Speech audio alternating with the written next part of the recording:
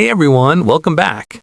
Today I'm going to show you how to use the credit simulator on the Credit Karma app so you can see how different financial actions might affect your credit score. First, open the Credit Karma app and log into your account.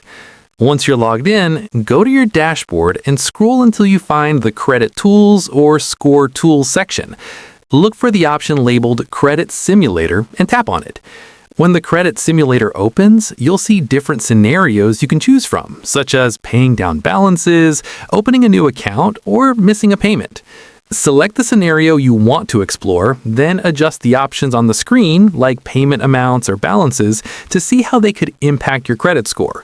As you make changes, the simulator will show an estimated score range so you can understand the possible effects before taking real action.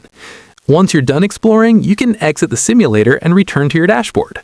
Remember, the simulator provides estimates, not guarantees, but it's a helpful planning tool. And that's how you use the credit simulator on the Credit Karma app. If this video helped you out, don't forget to like the video and subscribe for more easy and helpful tutorials.